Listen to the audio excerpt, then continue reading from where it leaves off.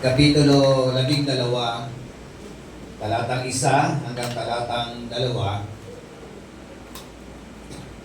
Kaya nga, mga kapatid, alang-alang sa masaganang habag ng Diyos sa atin, ako'y nakikiusap sa inyo na ialay ninyo ang inyong sarili bilang isang handog na buhay, banal at kalugod-lugod sa Diyos. Ito ang karapat-dapat na pagsamba ninyo sa Diyos. Huwag kayong makiayo sa takbo ng mundong ito. Sa halip, hayaan ninyong baguhin ng Diyos ang inyong pag-iisip upang maunawaan ninyo ang kanyang kalooban. Sa gayon, magagawa ninyo kung ano ang mabuti, kalugod-lugod at ganap sa kalooban ng Diyos. Tayong lahat ay yumuko at manalangin. Taos-pusong pagsamba, Panginoon, ang aming pong alay sa iyo. Salamat po sa buhay, sa kalusugan, sa kalakasan, Panginoon, na iyong pong ipinapahiram lamang sa bawat isa po sa amin. Salamat po higit sa lahat sa iyong sakripisyo na iyong ginawa alang-alang sa amin. Nang ikaw po ay mamatay doon sa krus ng Kalbaryo, nang iyo pong tubusin ang aming po mga kasalanan. Hayaan mo po, Panginoon, na patuloy po namin ma-appreciate ang mga bagay na ginawa mo po ito sa bawat isa po sa amin. At bilang appreciation, Panginoon, kami po, O Diyos, ay pong kausapin sa umaga po ito. Na bawat isa po sa amin ay masumpungan mo na totoong sumasampa sa iyo. Na kami pagsapap sa iyo, Panginoon, ay maging katanggap-tanggap.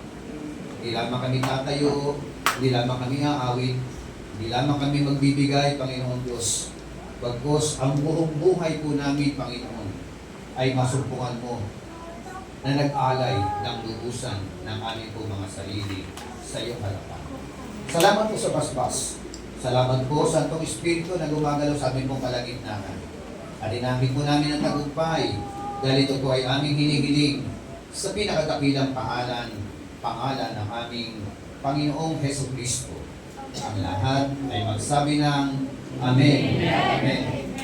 Sige po, pwede ka, ibigay natin yung pinakadapit sa palakpakan. Para kay Lord, ha? Gagawin ka, Johnny. Amen, Lord. Hallelujah. Dapat ka. Pagmuli at magsamba ng iyong mga anak, Panginoon. Hallelujah. Okay, pwede na po kayong kaupo. Atin pong baybayin ang kanya po mga salita. Usapan po natin sa tema, sa topic, truly accepted way to worship God. Truly accepted way to worship the Lord. So marami po kasi mga tao ang sumasamba sa Panginoon. Marami mga nagsisimba.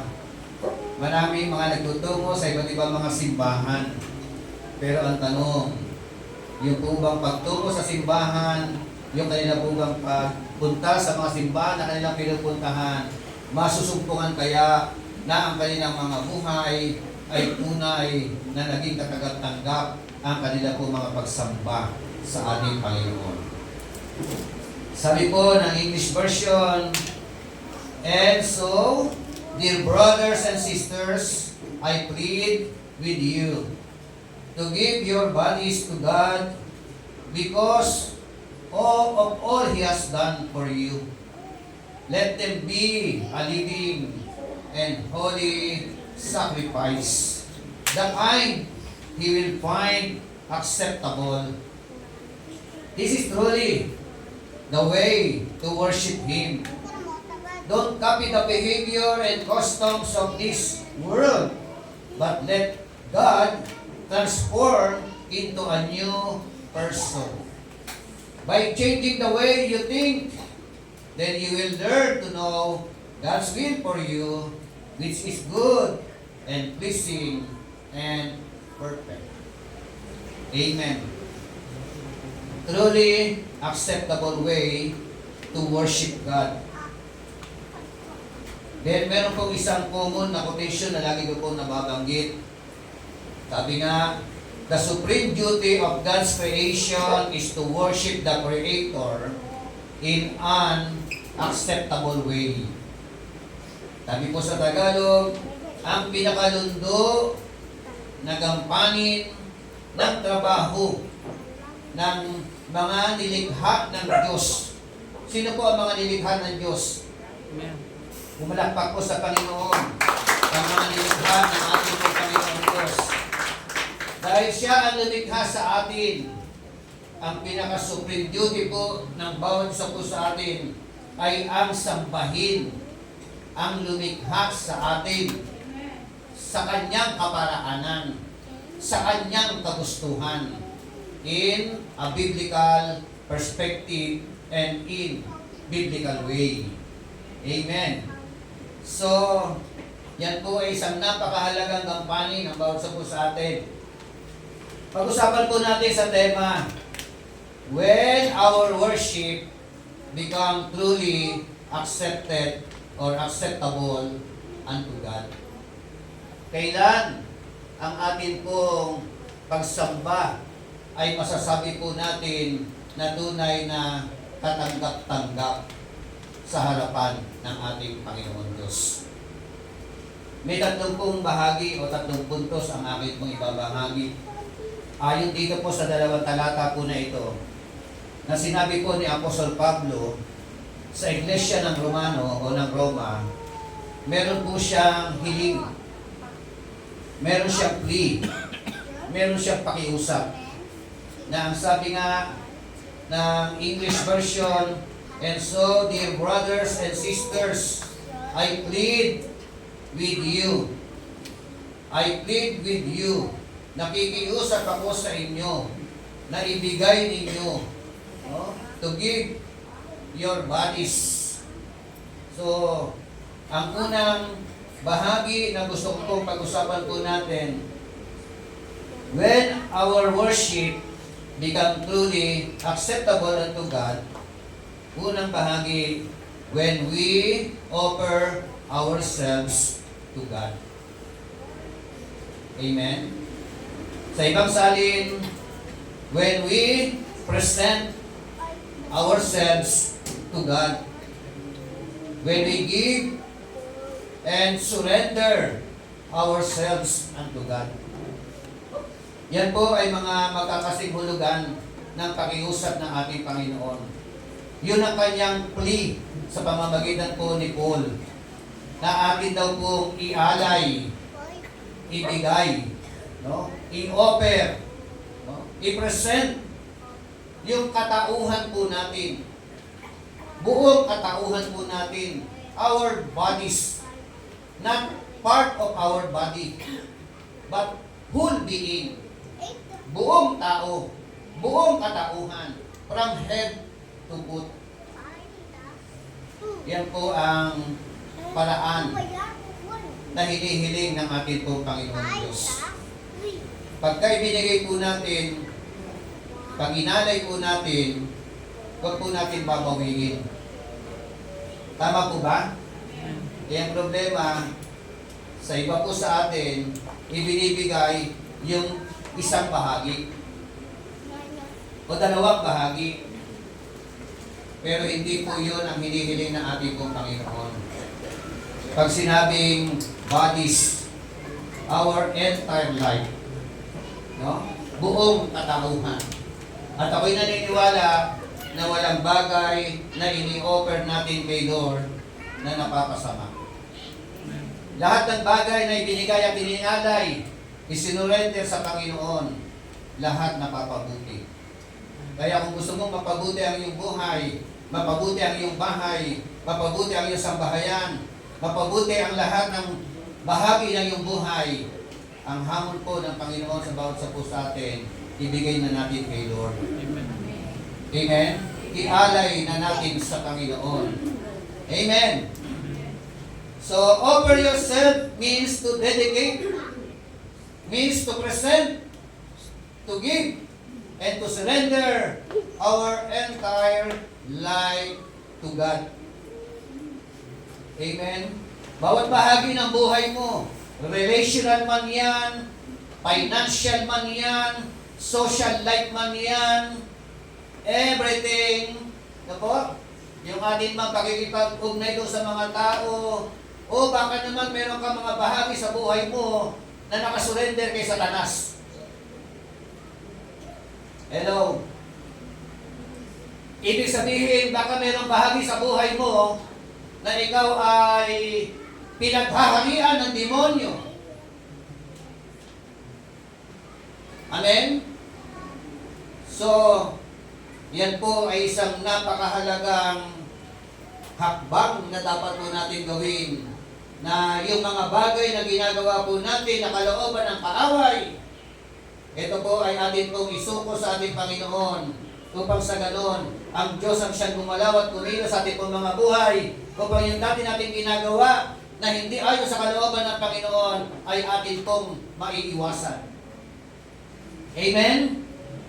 Ibig sabihin, in essence, offer ourselves to God means living a life that is fully devoted to Him. Amen? Yun po yung essence. Yan ang diwa. Yan ang katuturan. Ano po itong mga katuturan na ito? Ikaw mismo, ang sarili mo mismo, kailangan mo siyang isurrender sa ating Panginoon Diyos. Amen? At ibig sabihin, kapag ikaw ay talagang surrender sa Panginoon, yung buhay na yan, na ipinamumuhay mo, yan po ay meron pong tinatawag na devotion unto God.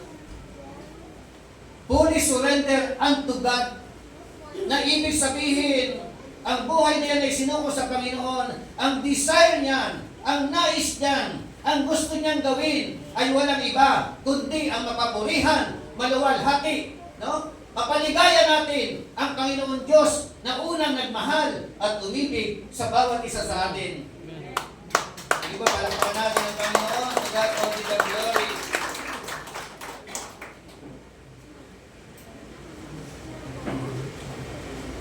Kumusta po yung ating pong mga buhay? May bahagi ba sa ating mga buhay na kailangan ipa-align? May bahagi ba sa ating pong mga buhay na kailangan ipaayos? Meron ka bang itinatagong mga kasalanan? Meron ka ba mga bagay na ine-enjoy na kitang-kita ng Panginoon na alam mo mali, pero ipinagpapatuloy mo? Minsan may mga ganyan po mga sitwasyon at senaryo sa ating po mga buhay. Kaya napakahalaga po yung sabi nga uli, and so, sa ibang salin, meron po therefore, brothers and sisters, offer yourselves, present yourselves as a living sacrifice. Ano po presentation? Buhay na alay. Tingnan mo nga yung katabi mo, buhay ba?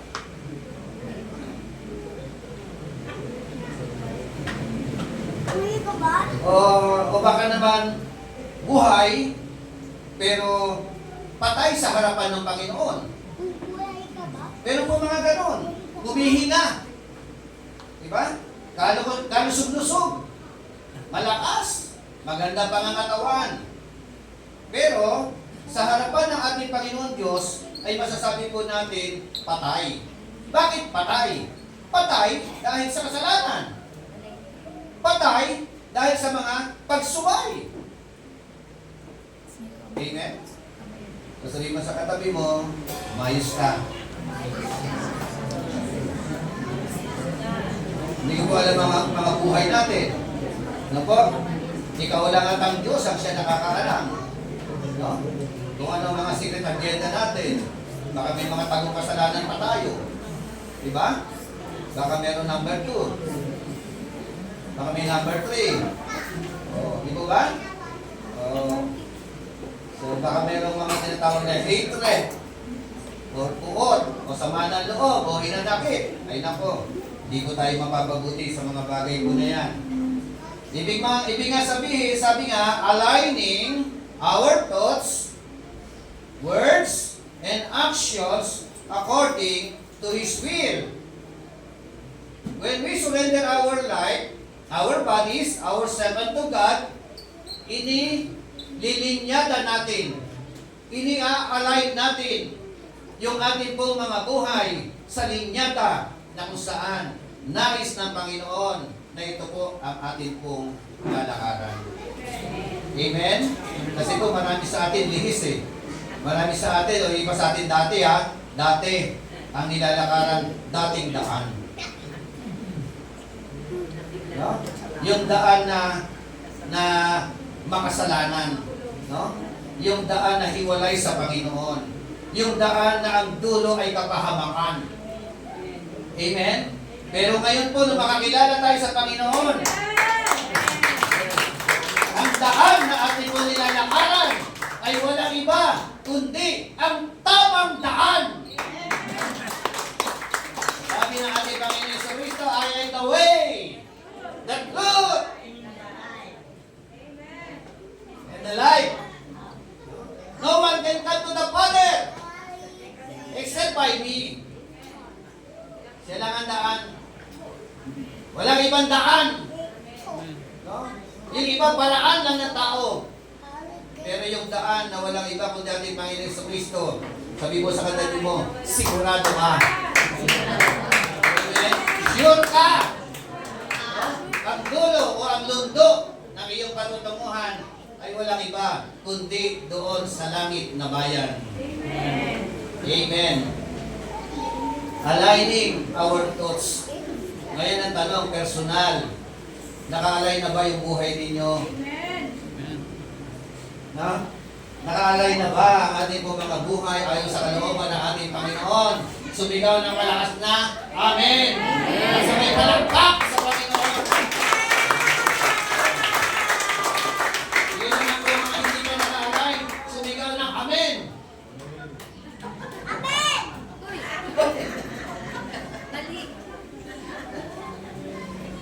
Sabi, nakikinig talaga kayo, no?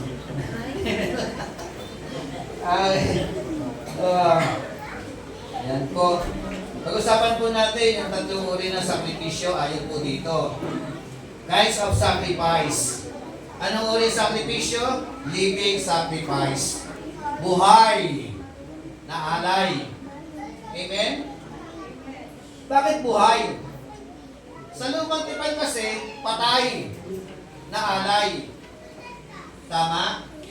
Sa lumang tipan, kailangan patayin ng baka, patayin ng tupa, patayin ng kambing, at saka ialay kay Lord. Di po ba? Pero sa bagong tipan, hindi po patayan. Di ba? Hindi ka kailangan patayin. No? Ang kailangan po ng Panginoon, buhay na alay. At dahil buhay na alay, kailangan ng Panginoon ang buhay mo. Amen? Nais ng Panginoon na isuko na ang buhay sa Panginoon. Surrender our life unto God. Meaning to say, a life truly dedicated to God. Amen?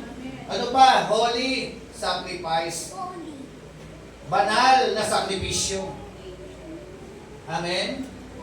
Kaya hindi ka po pwedeng masabi na nag-aalay sa Panginoon o nag-worship kay Lord kung ikaw po bawas-bawas na ng kasalanan.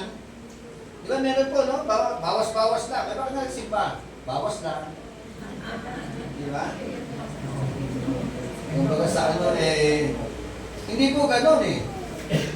Ang nais po ng Panginoon sa ating pong pagharap sa Kanya, yung buong buhay mo na yan ay surrender mo kay Lord. Amen? Pag isinurrender mo ang buhay mo na yan, buong buhay yan ha, buo, hindi konti, hindi kalahati, hindi 99% o 95%. Ano po? Ang nais ni Lord, sabi mo sa katabi mo, buo. Yeah. So, ano pa? Ibig sabihin, holy, emphasize the importance of holiness. Amen? Kaya ang hirap po maglingkod kay Lord kapag ikaw merong mga pinagkakagawang mga kalokohan. Hello? Ang hirap maglingkod ng totohanan. Kapag kami ini-enjoy ka, kasalanan. Pero kapag ang buhay na yan ay talaga nabubuhay sa kabanalan, ay nako, tuwan-tuwa ang Panginoon sa iyo. At ako'y naniniwala kapag ay natuwa ang Diyos sa iyo, ano kasunod? Ha? Blessing. Pagpapala. Amen? Okay, ano dapat natin gawin? Sa bawat gagawin natin, matutuwa ang Diyos. Yun ang lagi tanong eh. Sa desisyon ko ba na ito? Sa hakbang ko ba na ito? Sa gagawin ko ba na ito? Matutuwa ang Panginoon? Pag nasipat mo na matutuwa ang Diyos, tuloy mo. Pero kapag nakita mo na hindi matutuwa ang Panginoon, itigil mo. Amen. Huwag mong ituloy kasi hindi matutuwa ang Diyos. Amen po ba? Ano pa? Acceptable sacrifice. Ibig sabihin, sacrifice that is pleasing to God. Yan po yung unang plea ng ating Panginoon. Sabi nga uli sa Tagalog, kaya nga mga kapatid, alang-alang sa masaganang habag ng Diyos sa atin, ako'y nakikiusap. Ako'y nakikiusap sa inyo. Ano kanyang pakiusap? Ialay mo, ialay ninyo. Personal na desisyon yan. Hindi ka ginagawang robot ng Diyos. Tama? Amen. Hinahayaan ng Panginoon, magdesisyon ka sa iyong sarili. Pero may pakiusap. Di ba? It depends on you. Tama ba? Yun ang sinasabi ng mga salita ng ating Panginoon Diyos. Sacrifice that is pleasing to God. This will require certain denial of self-life and humility before God. Amen. Ang pag-surrender sa Panginoon, ang pagsuko sa Panginoon, ito po ay nangangailangan ng tinatawag na self-denial. The Bible said in Luke chapter 9 verse 23, if anyone would come after me, he must deny himself. Denying yourself. Kalimutan, talikuran ang kanyang sarili. Yun po sinasabi ng Biblia. Kasi po hanggang hindi po natin kaya talikuran o limutin ang ating po mga sarili, ikaw pa rin ang siya magkokontrol niyan. Ikaw pa rin ang siyang masusunod dyan. Pero kapag nakaya po natin i-deny, no? Talikuran natin po mga sarili, ibig sabihin, kaya mo na rin ialay ng lubusan ang iyong buong katauhan sa harapan ng ating Panginoon. Amen. Glory to God.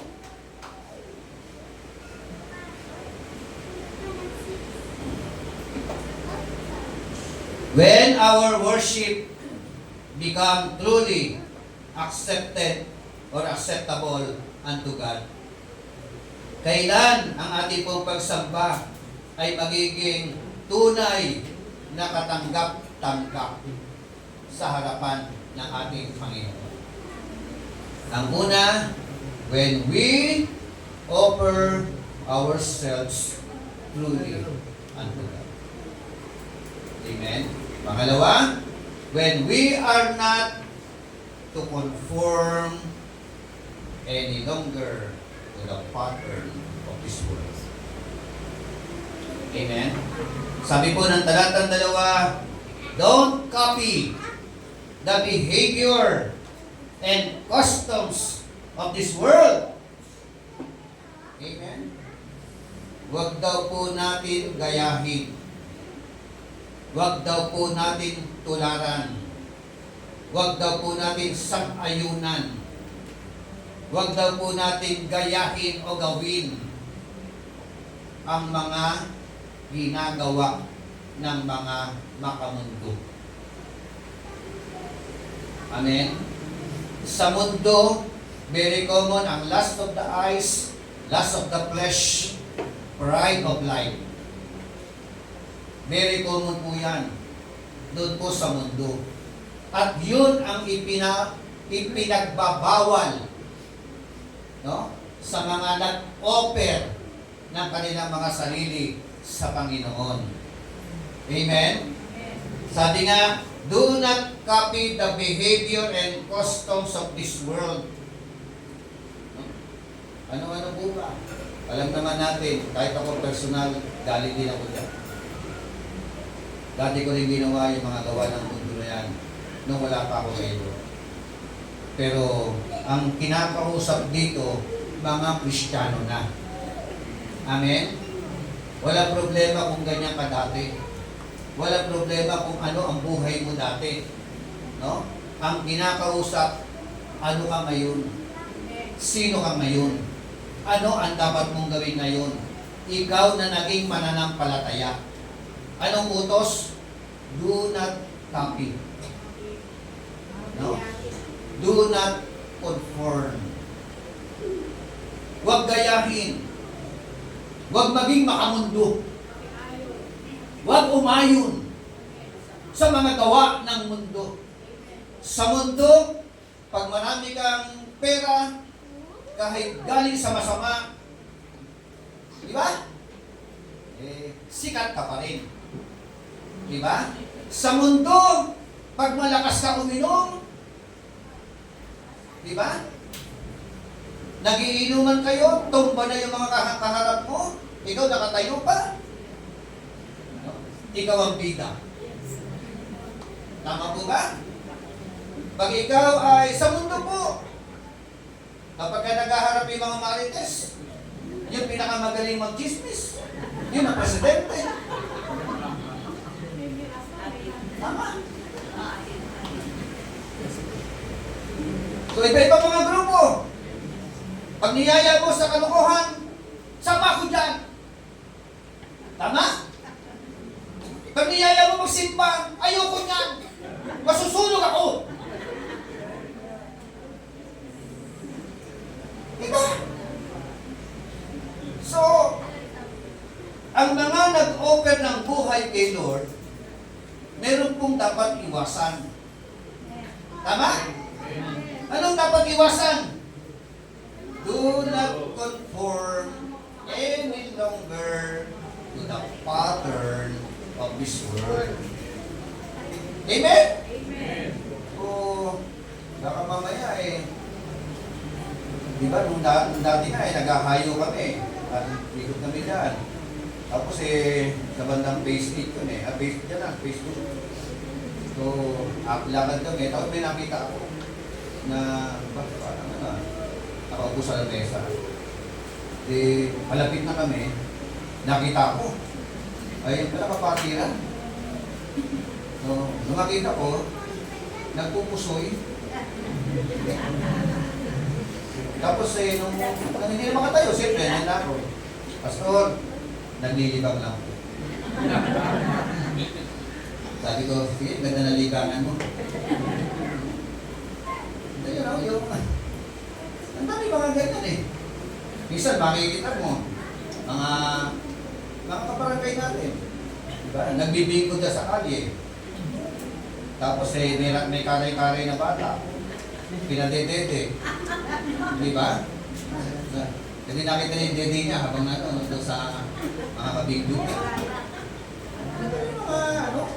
Sa halip na nasa bahay, nag-aalaga ng mga anak, diba? O, pag uwi ng bahay, talo. Wala nang pansaing. Ano po yung mga... Kaya nga tayo, pumapalad po tayo mga mananampalataya. Dati ganun tayo. Diba? Pero binago tayo. Amen. Sabi mo nga sa katabi mo, iba ka na.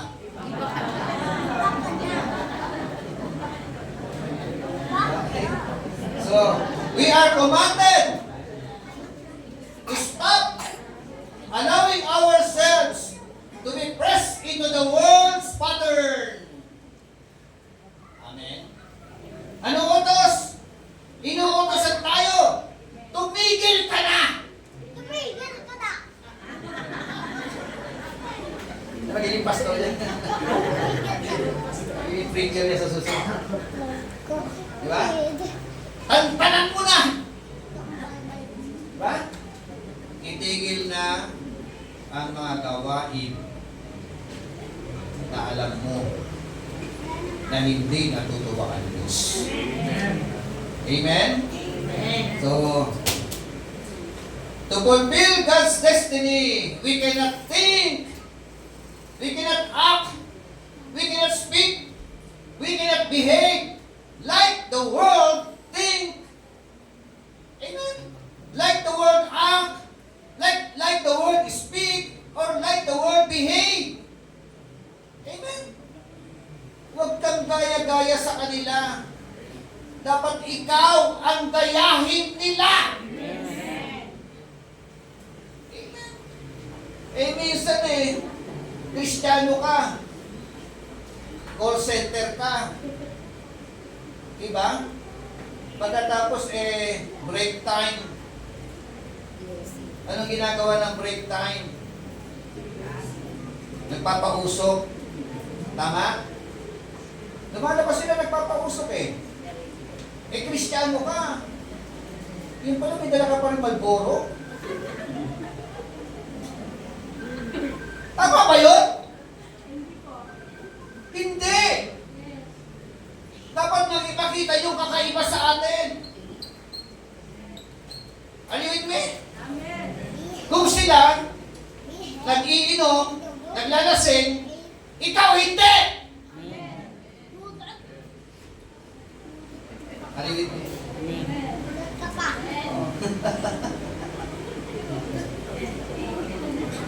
Tama ba ako?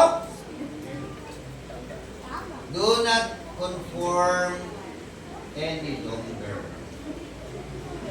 to the pattern of this world. Yung sinasabi ko na ito, pag kumangat na yung inyong pananampalataya, masasabi niya tama pala si Bishop. Pero hanggat hindi aangat ang iyong pananampalataya, hindi mo magagawa yung sinasabi. Conformity ka pa rin. Amen? Pwede ka makisama, pero huwag ka makisama. Amen. Amen? Alam mo ang limitasyon mo. Alam mo kung hanggang saan ka. Amen? Lagi yun lang ang tanong. Pag ginawa ko ba ito? Pag may nakakita sa akin, o wala makakita sa'yo, kita-kita ko ni Lord. Amen. Matutuwa kaya siya? Tama? Matutuwa ba ang Panginoon kung nasa umpukan ka ba? Nasa umpukan ka ng mga marites? Natutuwa ba ang Panginoon kung nasa umpukan ka ng alas 5? Matutuwa siya? Hindi. Yun lang yun. Pero kapag hindi mo kinikilala ang Diyos na nakikita ka, tuloy lang.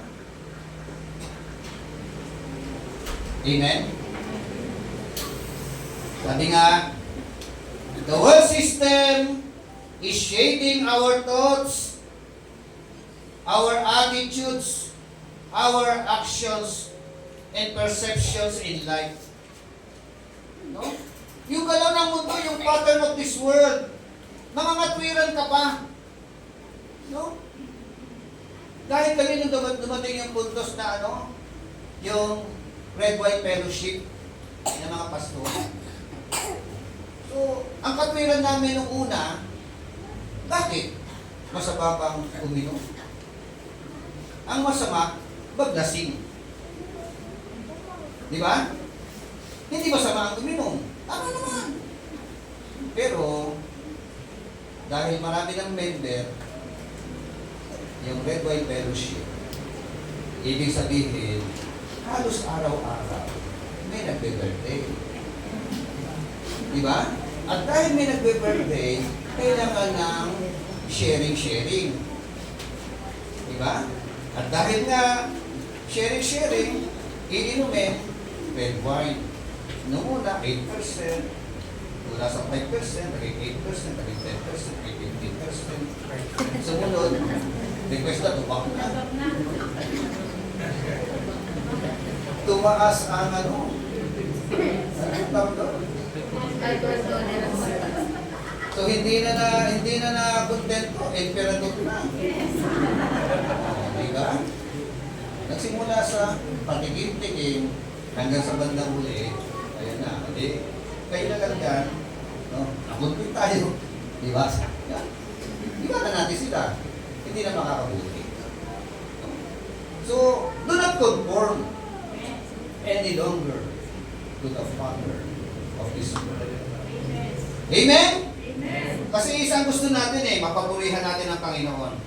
It is a way of life that pulls us away from God, which is instigated by the devil and our own flesh. Ito daw po ay uri ng buhay, paraan ng pamumuhay na naglalayo sa iyo sa Diyos. Amen? Unti-unti maglalayo sa iyo sa Panginoon. At ito, pag ginawa natin mga bagay na yan, ang natutuwa, ang nagtatagumpay ay ang diablo. Hello? Ayaw po natin na maging ganun ang buhay po natin. The supreme duty of when our worship becomes truly acceptable unto God, ano yung una? When we offer ourselves to God. Pangalawa, when we are not conform or to conform to the pattern of this world. At pangatlo, when we are transformed. Amen? Sa talatang 2 ng verse 2, chapter 2, verse 2b, o chapter 12, verse 2b, ang sabi ko diyan, don't copy the behavior and customs of the world, but let God transform into a new person. Amen? Hayaan daw po natin ang Diyos na ikaw ay baguhin. Amen?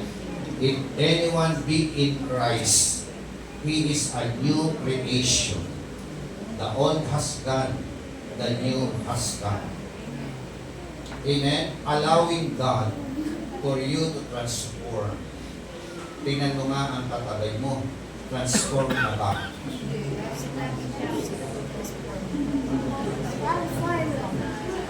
Transform or inform? Inform pala ang inform. Oh. We are going to transformation. Amen? Some of us, proseso. Amen? Yung iba naman, transform na. Amen? Yung iba naman, ayaw pa magpa-transform. Diba? Tandaan po natin, you cannot become God's instrument to transform anybody. Hello? Until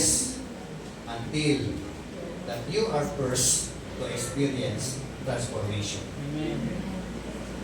Amen? Amen. Hindi ka magiging kinatawan ng Diyos. No? Instrumento ng Panginoon to transform the life of anybody. To transform the life of your loved ones, of your relatives, unless you are the one first to experience the word transformation. Amen? Doon lang magpapasimula yan. Are you with me? So, paano mangyayari? But, let God transform you into a new person. Hayaan daw po natin ang Diyos, no, ang gumalaw at kumilos sa atin po mga buhay. Hayaan po natin na isuko natin ang lubusan natin po mga sarili sa harapan ng ating Panginoon. Ibigay natin ang buhay natin. Katauhan natin, katawan natin, lahat-lahat sa atin. Inuulit ko, pag inialay mo ang sarili mo sa Panginoon, buong-buo, yun na po ang simula ng kanyang unti-unting paglilok sa buhay natin, sa katauhan natin, pag-ayos sa buhay po ng bawat isa po sa atin. Allow God to change our inward being and our outward behavior by cooperating to God wholeheartedly, moment by moment, for the process of transformation. Amen. Hayaan daw po natin na ang Diyos ang siya bumago ng buhay natin. Mula sa kaloob-looban. Pag nabago ang loob, magkaroon ng impact sa labas. Makikita ang pagbabago sa loob, sa labas. Amen? Hindi ko pwede hindi makita sa buhay mo na ikaw ay binago. Sabi mo, binago ka. Di ba naman ha? Sabi niya, binago siya. Pero yung buhay sa labas hindi makita. Tama? May mga ganoon. Kaya ang presentation, ang evaluation ng mga tao, ano ka sa labas? Ano nakikita sa iyo sa labas? Anong uri magsalita ka? Ano ka sa bahay mo? Ano ka sa mga tao? Ano ugali mo? Sabi mo, Christian ka. Pero yung ugali mo, hindi nagbabago. That is the manifestation that you are truly transformed inside. Amen? Yung appearance mo outside, doon ka ini-evaluate. Yun ang basihan. Amen? Amen. Glory to God.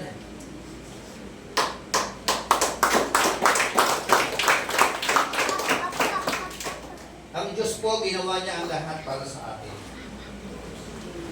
Ang Romans chapter 12, meron siyang Romans chapter 1, chapter 2, chapter 3. Sa Romans chapter 3, sinabi doon, verse 10, for all have sinned and fall short of the glory of God. Sinabi po ng Romans chapter 5, verse 20, verse 8, na tapat ipinadama ng Diyos sa kanyang pag-ibig sa atin. Nang si Kristo'y mamatay para sa atin, noong tayo mga makasalanan pa. Romans 6:23, for the wages of sin is death, but the free gift of God is eternal life through our Lord Jesus Christ. Lahat yan nag-effort ng Panginoon.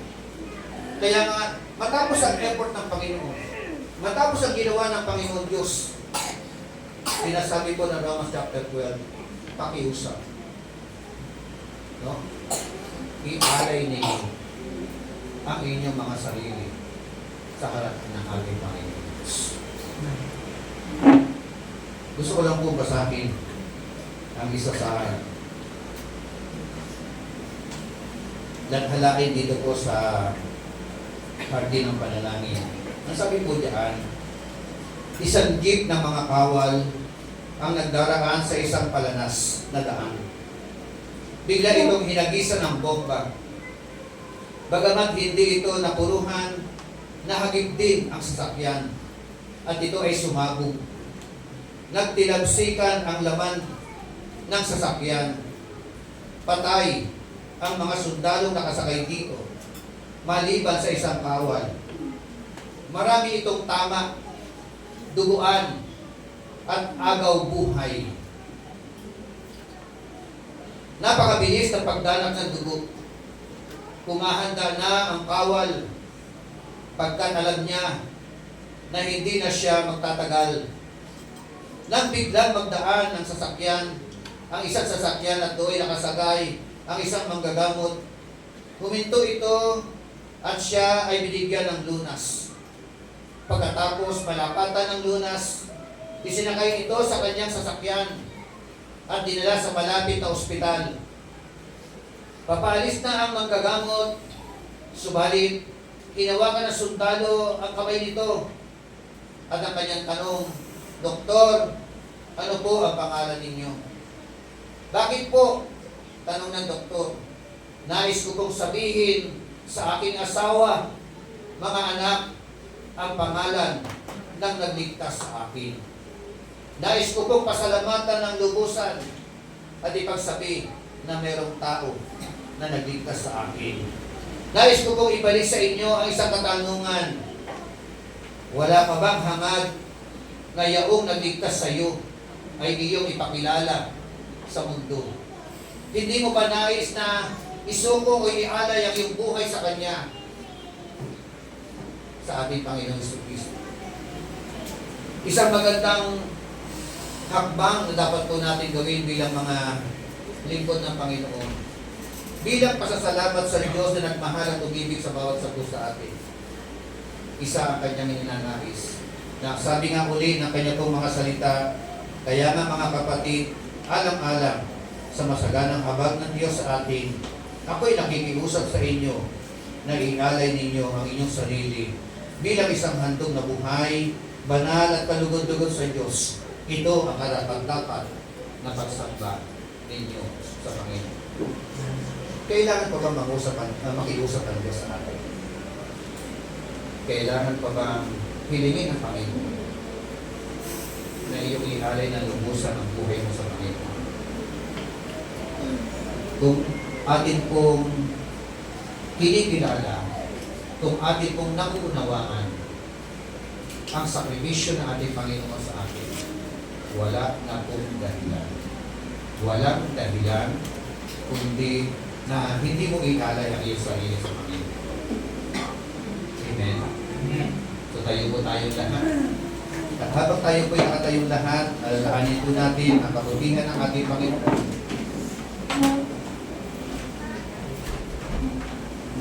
Because the Lord our God is truly looking for a person who truly worships God. Yun pala ang totoong pagsamba. Ang tunay na pagsamba, hindi lamang ang aawit ka, hindi lamang ang sasayaw ka, hindi lamang ang magbibigay ka ng mga kaloob. Ang tunay na pagsamba ay ikaw. Ikaw mismo. Sarili mo mismo. Ang nais ng Panginoon. Yung buhay na yan ang pahiram ng Diyos sa iyo. Isumo ng lubusan. I-surrender sa ating Panginoon. And the word surrender is very unpopular word. Ayaw natin ang surrender. Sa lahat ng labanan, sa lahat ng digmaan, we don't like the word surrender. Ayaw natin. Pero, alam niyo po ba, merong akmang paggamit ang surrender. Pag ginamit mo ang salitang surrender sa presensya ng Panginoon, yan ang isang pinakamagandang gagawin natin. No?